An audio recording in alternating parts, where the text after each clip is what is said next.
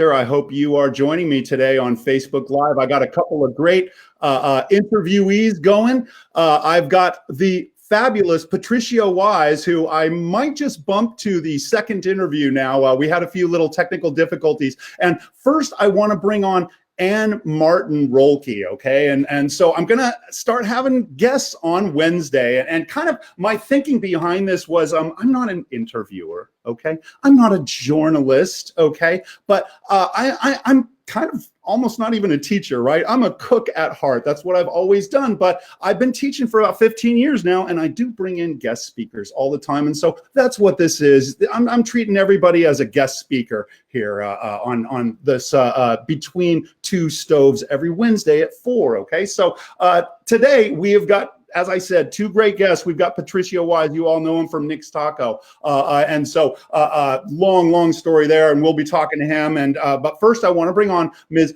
Ann Rolke. And she, before the COVID hit in her previous life, she was working for the California Restaurant Association. So she's a restaurant person, goes way back. She's been chefing. She's a back of the house person and everything. She gets the life. And now she's working for California Restaurant Association, but now she's kind of switched gears, and she's working for Feed the Frontlines 916. You've probably seen this if you've been on social media, Facebook, things like that. Feed the Frontlines. They are feeding literally the people that are working on the front lines, our healthcare workers. And so we're going to bring her on and in just 1 second and talk to her about how that all works and what they're doing here in Sacramento to get through COVID-19 crisis. Okay, so without any further ado, I think we can just kind of go right into it. I'm going to beg Patricio's pardon and bump him to the second segment because she's all ready to go, and we just had those technical difficulties. I'm still not sure I can hear Patricio over there yet, but here we go with Ms. Ann Rolke coming right up. And we should be seeing a split screen in a moment, hopefully, everyone. This is where the band is usually playing. Let's see this. Audio only, it's saying. I wonder why. I wonder if your camera needed to be engaged. Ms. Ann, would you please beg my pardon if we did an audio interview with me on this show today, okay? And I do beg your pardon. Is that all right?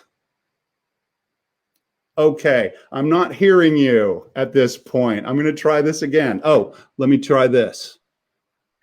Let's try that. Ann, can we hear you? I can hear you. Okay, I can hear you now too. Yeah, I can hear you. Okay. Beautiful. So, can you see me, or am I just on audio? I think you're just on audio. I cannot see you. I cannot see you up there. It's just on me. So, my apologies. So, anyway, while we're here, hey, let's talk about Feed the Frontlines 916. Sorry about all the technical difficulties, and we'll just kind of move past them, okay? But basically, can you kind of tell everybody your side? What is like frontline, Feed the Frontlines 916, and kind of how does it tie in with other organizations along the same line at the national level? Sure. Well, we started here in late March through the Limelight Bar and Grill with John and Wendy Mikasich, and also at Crew. And then what we were doing is taking we were donating meals to hospital workers. So it originally started with some doctors' offices, people who were really feeling like they were under a lot of stress and under a lot of worry from coronavirus. And, nobody really knew what was going to hit at the end of March. So healthcare workers were super stressed. And then we started working with Frontline Foods as well. And that's a group that's associated with World Central Kitchen and Jose Andres. And awesome. I love it. Yeah, they've got now 55 chapters. So we're the Sacramento chapter. But we're also associated with Feed the Frontlines in New York City. So it's kind of interesting because we've got a couple different things going on, but really it's all the same people. And what we're doing is we were trying to figure out a way to help restaurants, particularly because, as you know, they've really been cut off right now. Right. And yeah. People are scared. People are scared about their jobs and everything. Yeah. Yeah. Right. And before people started getting so creative and coming up with these pop-ups and to-go options, it was really looking kind of frightening. So this was a great way for us to be able to keep some restaurants going and to be able to solicit donations from the community and then send all that money to the restaurants. So we're just staffed by 3 to 5 volunteers running the whole thing. I'm doing the social media and marketing, and Wendy's doing a lot of the, organizing which hospitals or doctors' offices we go to. We've also delivered to fire stations last Monday for Oh, National very nice. Firefighter. Very nice. Yeah. And then last week was National Nurses Day. And this week is National Skilled Nursing Home Week. So we're Wow. we're Yeah. starting to expand to the employees of nursing homes and acute rehab facilities. I love it. I love it. This all sounds great. So what you're saying is like all of you guys are volunteers, like the admin too. How big is your admin crew that's running this again? We've only got, I think, 5 people doing this. We Wow, have a all couple people volunteer. who are, yeah, we have a couple people who are really the hospital contacts, so they help get hospitals on board with us. Right now, we're serving UC Davis, Mercy, and Sutter. And those are all through people who have requested to be involved. Next week, we're going to expand to Kaiser as well. So let's say that again. People who Yeah. want to donate or get involved, they or get their hospital staffs involved. Maybe even some of those smaller long-term care facilities who are forgotten frontline workers, right? They just contact you guys to kind of get on the so-called reservation list for this high quality restaurant type food. To kind of give them a little break in their day to day. I think it sounds great. I think that sounds great. Right. And so donations are coming from just regular folks in the 916, basically. Yeah, we've raised almost 35,000 so far at Feed the Frontlines 916.org, as well as Frontline Foods /Sacramento.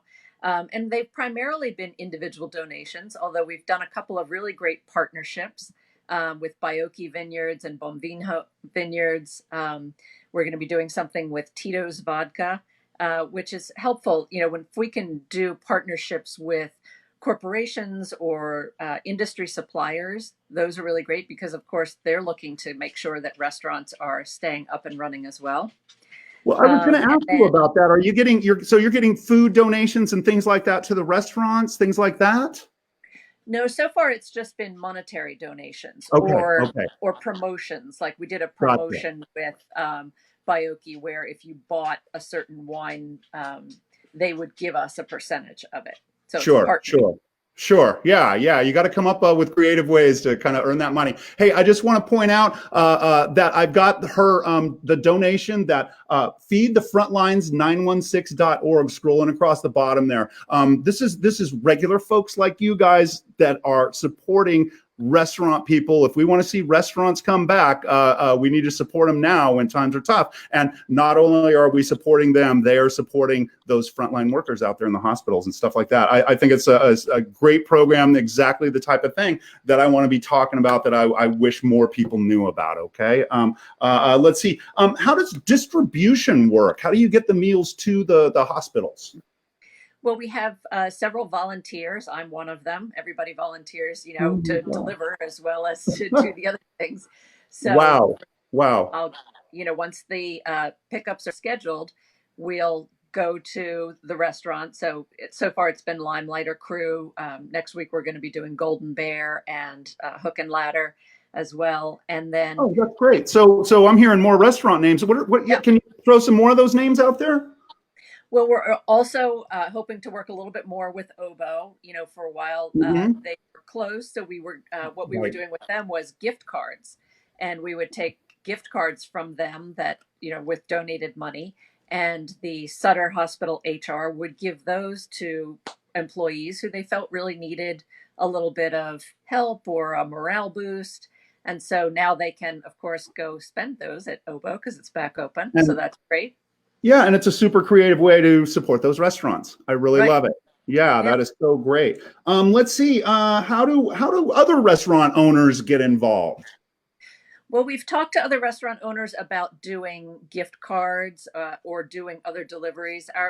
What we're limited by right now is the donations. So, it costs about $20 a meal for each donation. So while we've raised quite a bit of money, that's all been almost all spent. So we Okay. have a couple of weeks left to go. We're hoping to do a lot more fundraising, hoping to do some more partnerships or some corporate donations. So we really could expand to other restaurants, other frontline groups, and healthcare workers. We're just a small organization, so we're trying to, as soon as the money comes in, we spend it. So we have And to you've keep got going.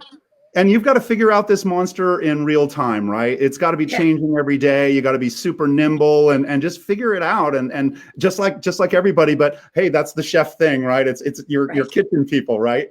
That's right. Yeah, that's awesome. It's always fun to have a little bit of an adrenaline rush. Yeah, it sure is. It gets the business gets its hooks into you. That's for sure. Right. Hey, is there anything else you want to kind of shout out to people outside of break open those wallets and send these people some cash so we can feed some people? That would be awesome. Yes, that would be great. Go to feedthefrontlines916.org.